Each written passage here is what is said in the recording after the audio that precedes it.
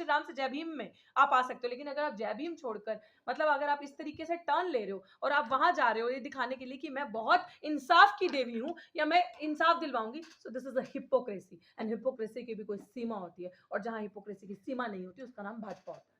आप सबने देखा जब सीमा जी का इंट्रोडक्शन दिया गया, सीमा समृद्धि का इंट्रोडक्शन दिया गया, जब बीजेपी वालों ने इंट्रोड्यूस करवाया कि कौन है देश की बड़ी नारीवाद और पता नहीं क्या बड़ी वकील जो आई हैं जिन्होंने निर्भया जैसा केस किया, और कोई श्रद्धा नाम की लड़की का, कहा था वहां पर मनीषा वाल्मीकि का केस का इंट्रोडक्शन दिया, मनीषा वाल्मीकि के केस का इंट्रोडक्शन सुनवा देते हैं हम आपको, और ये सुनवाऊंगे और ये लगाइएगा क्रॉप करके कि जब बीजेपी वाले उनको वो दे रहे थे भगवा पट्टा डाल रहे थे बीजेपी ज्वाइन करने का, तो उन्होंने हाँ एक मुस्लिम के ऊपर, बिल्कुल, तो वही चीज है कि और श्रद्धा का केस जिस तरीके से सर ने भी बताया कि वो एक मुस्लिम के ऊपर है, इसीलिए उसका इंट्रोडक्शन दिया गया, नंबर 1। नंबर 2 बताया गया कि निर्भया केस की वकील जिन्होंने इतना बड़ा काम किया, ये 2 इंट्रोडक्शन। कहा था मनीषा वाल्मीकि का केस, क्यों? क्योंकि दलित की बच्ची, गरीब की बच्ची, इसलिए क्योंकि उस केस को जानबूझ के इनको प्लान किया गया था, और मैं इस चीज को भी कंडेम करती हूँ कि इस मैडम सीमा समृद्धि जी ने करेक्टर तक असैसिनेट कर दिया मनीषा वाल्मीकि का, जिनकी लाश पे राजनीति करते हुए सीमा समृद्धि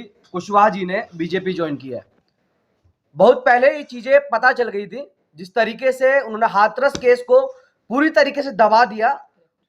सिर्फ एक व्यक्ति को, संदीप नाम के व्यक्ति को मर्डर केस में 10 साल की सजा हुई, बाकी 3 को छोड़ दिया गया, और रेप केस का उसमें कुछ जो जजमेंट है उसमें कुछ दिखा ही नहीं है। तो इससे साफ साफ पहले ही पता चल रहा है कि सीमा समृद्धि को सीधा इंप्लीमेंट किया है आरएसएस और बीजेपी वालों ने। और आप सामने मुखर रूप से कल परसों आप सबको पता चल गया है, मीडिया को पता चल गया, आम जनता को पता चल गया है कि किस तरीके से जो लोग कल तक दलितों की राजनीति करते थे, कल तक दलितों को बात करते थे, आज किस तरीके से बीजेपी में कन्वर्ट हो गए।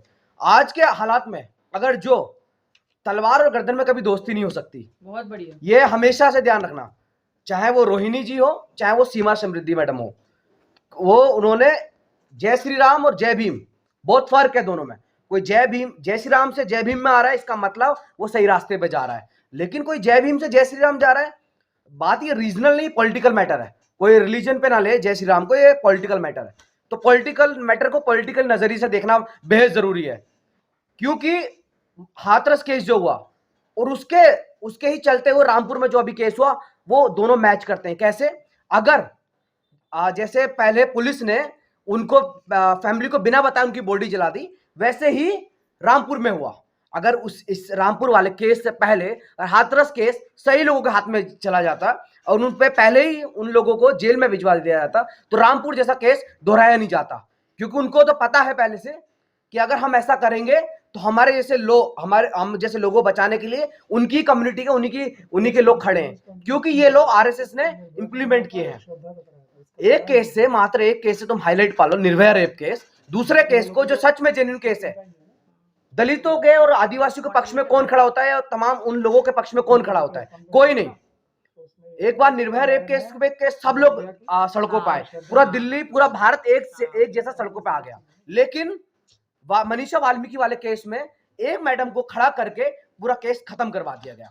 ये कितनी शर्म की बात है, और हम यहाँ से इसको कंडेम करते हैं। और अब केस ये सही हाथों में, महमूद प्राचा साहब के हाथों में, हम देखते हैं कि क्या सच्चाई है, क्या उसके पीछे किन लोगों को लगाया गया है, और आने वाले टाइम पर सीमा समृद्धि मैडम को भी जेल हो सकती है अगर उसमें वो दोषी पाई गई तो, और उस केस को छिपाने में दोषी पाई गई तो। अच्छा, बीजेपी का षड्यंत्र था, उसको हटा दिया गया। बिल्कुल, क्योंकि इसमें डायरेक्ट योगी सरकार लिंक थी। हाथरस केस में डायरेक्ट योगी, जैसे मनीषा वाल्मीकि का केस हुआ, वहां पे बजरंग दल का एक गुंडा उनके बचाव में आ गया, उनके लिए महारैलियां निकालने लगी, जो रेपिस्ट है, जो एक समाज अपर कास्ट समाज है उसके पक्ष में वो रैलियां निकालने लगे, जिस समाज से योगी आदित्यनाथ भी आता है।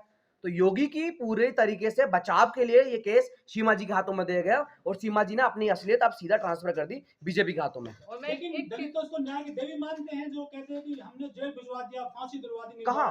किसको? सीमा कुशवाहा को। अरे वो केस पहले तो गवर्नमेंट केस था, वो उसमें फर्क निर्भया और उसमें मनीषा वाल्मीकि में केस में जाति का फर्क देखिए तुम पहले तो, कि रेप होता है, महिला का रेप होता है, ये मानते हैं, लेकिन इस भारत में और कुछ भी चीज हो रही है, जाति सबसे पहले रोल प्ले करती है। जाति कभी नहीं जाती। तो मनीषा वाल्मीकि एक दलित समाज से आती थी, तो उनका केस दबाना वो डायरेक्ट सरकार से लिंक था, लेकिन निर्भया वाला केस वो किसी पॉलिटिकल एजेंडे से लिंक नहीं था। मैं एक और चीज ऐड करना चाहूंगी, अभी आपने सबने देखा होगा, दलाली और गद्दारी देखो, आप सबने देखा कि जब ये हुआ, इधर करना थोड़ा भाई, आप सबने देखा जब सीमा जी का इंट्रोडक्शन दिया गया, सीमा समृद्धि का हाँ। इंट्रोडक्शन दिया गया, जब बीजेपी वालों ने इंट्रोड्यूस करवाया कि कौन है देश की बड़ी नारीवाद और पता नहीं क्या बड़ी वकील जो आई हैं, जिन्होंने निर्भया जैसा केस किया और कोई श्रद्धा नाम की लड़की का, कहाँ था वहां पर मनीषा वाल्मीकि का केस का इंट्रोडक्शन? दिया मनीषा वाल्मीकि के केस सुनवा का देते हैं हम इंट्रोडक्शन, तो। सुनवा देते हैं हम आपको, और ये सुनवाऊंगे और ये लगाइएगा क्रॉप करके कि जब बीजेपी वाले उनको वो दे रहे थे भगवा कि पट्टा डाल रहे भगवा थे। पट्टा डाल रहे थे बीजेपी ज्वाइन करने का, तो उन्होंने श्रद्धा का क्योंकि केस हाँ एक मुस्लिम के ऊपर है। बिल्कुल, तो वही चीज है कि और श्रद्धा हाँ। का केस जिस तरीके से सर ने भी बताया कि वो एक मुस्लिम के ऊपर है, इसीलिए उसका इंट्रोडक्शन दिया गया, नंबर 1। नंबर 2 बताया गया कि निर्भया केस की वकील जिन्होंने इतना बड़ा काम किया, ये 2 इंट्रोडक्शन। कहा था मनीषा वाल्मीकि का केस? क्यों? क्योंकि दलित की बच्ची, गरीब की बच्ची, इसलिए क्योंकि उस केस को जानबूझ के इनको प्लान किया गया था। और मैं इस चीज को भी कंडेम करती हूँ कि इस मैडम सीमा समृद्धि जी ने करेक्टर तक असैसिनेट कर दिया मनीषा वाल्मीकि का। जब कुछ नहीं मिला, हमेशा ऐसा होता है, जब दलित महिला के खिलाफ कुछ नहीं मिलता तो आप उसका कैरेक्टर असैसिनेट कर दो कि नहीं नहीं लड़की खराब थी, लड़की का ही चक्कर होगा, अरे लड़की ही हाथों से बाहर निकली हुई थी, क्यों? रेप तो होना ही था क्योंकि लड़की ने कपड़े ही ऐसे पहने थे। ये ही होता है हमारे साथ कि अगर आपको दलितों के खिलाफ कुछ नहीं मिलता, even now it is coming to the males also, कि आशुतोष में भी साथी, आशुतोष में भी दिल्ली विश्वविद्यालय में एक ऐसा हमला किया गया, दिल्ली विश्वविद्यालय के गद्दार गार्ड द्वारा उन पर भी एक जानबूझकर एक ऐसा केस बनाने की कोशिश की गई, हमला करा। क्यों? क्योंकि बच्चा है, अच्छे से पढ़ रहा है, पढ़ाई कर रहा है और ईमानदारी से अम्बेडकर को आगे रखते हुए लड़ाई लड़ रहा है, तो कुछ नहीं मिला तो दलित है, कैरेक्टर असैसिनेट कर दो। तो तुम लोग कब तक ये चाले चलोगे? हमारे समाज को ये चीज समझनी चाहिए कि जब आपके बच्चों के कैरेक्टर पे लांछन लगाते हैं, इस तरीके की चीजें लेकर आते हैं, इंसाफ तो अब दिला नहीं सके बच्ची को, हमारी मनीषा को, लेकिन आपने उसका कैरेक्टर असैसिनेट कर दिया। ऐसे दरिंदों से सावधान रहना है। साथी आशुतोष ने बड़ी खूबसूरत बात कही कि जय भीम से जय श्री राम हो सकता है, जय श्री राम से अगर आप वहां जय श्री राम से जय श्री राम से जय भीम में आप आ सकते हो, लेकिन अगर आप जय भीम छोड़कर मतलब अगर आप इस तरीके से टर्न ले रहे हो और आप वहां जा रहे हो ये दिखाने के लिए कि मैं बहुत इंसाफ की देवी हूं या मैं इंसाफ दिलवाऊंगी, so this is a hypocrisy, and hypocrisy की भी कोई सीमा होती है, और जहां हिपोक्रेसी की सीमा नहीं होती उसका नाम भाजपा होता है। आज हम आपके लिए लेकर आए हैं बहुजन समाज की एक ऐसी किताब, कहीं हम भूल ना जाएं, एक ऐसी ऐतिहासिक किताब है जिसके अंदर आपको ऑडियो वीडियो देखने को मिलना है। ये पहली बहुजन समाज की ऐतिहासिक किताब है जिसके अंदर आप वीडियो भी देख सकते हैं। अब किताब के अंदर कैसे वीडियो देख सकते हैं ये मैं आपको पहले दिखा दूं। आइए तो हम देखते हैं। सबसे पहले आपने करना ये काम है कि किसी भी पेज पर मोबाइल द्वारा आप गूगल पे जाएंगे और गूगल पे जाने के बाद आपको कैमरे का निशान नजर आता है। इस कैमरे पे आप क्लिक करेंगे तो ये QR कोड को स्कैन कर लेगा। स्कैन करने के बाद यहाँ पर आप देखेंगे ये लिंक आ गया। आप जैसे लिंक पर क्लिक करेंगे आपकी वीडियो चालू हो जाएगी, यानी कि आपको एक सटीक जानकारी मिलने वाली है, एक ऑथेंटिक जानकारी मिलने वाली है।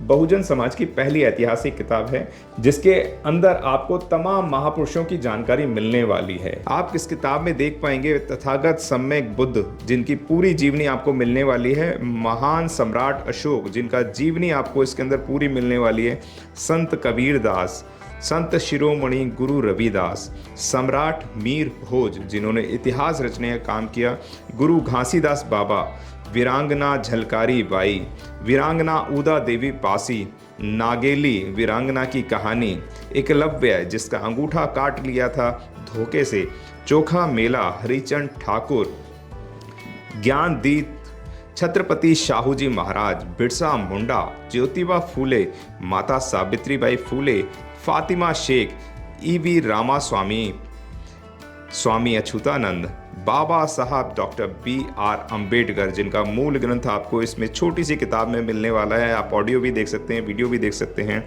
माता रमाबाई, मोतिया रावण कंगाली, सरदार उधम सिंह, ललई सिंह यादव, दशरथ मांझी, शिव दयाल सिंह चौरसिया, कपूरी ठाकुर, भवरी देवी, मान्यवर काशीराम साहब जिन्होंने इतिहास को दोबारा दोहराने का काम किया था, वीरांगना फूलन देवी, बहन कुमारी मायावती, संकल्प भूमि और पूना पैक्ट। बहुजन समाज का एक मूल ग्रंथ यह आपके पास आ गया है और आप इसको बिल्कुल भी देरी ना करें। तो साथियों, अगर आप ये किताब मंगाना चाहते हैं तो डिस्क्रिप्शन बॉक्स में जो आप नंबर देख रहे हैं इस नंबर पर आप हमें अपना ऑर्डर बुक करा सकते हैं। कितनी किताब आपको चाहिए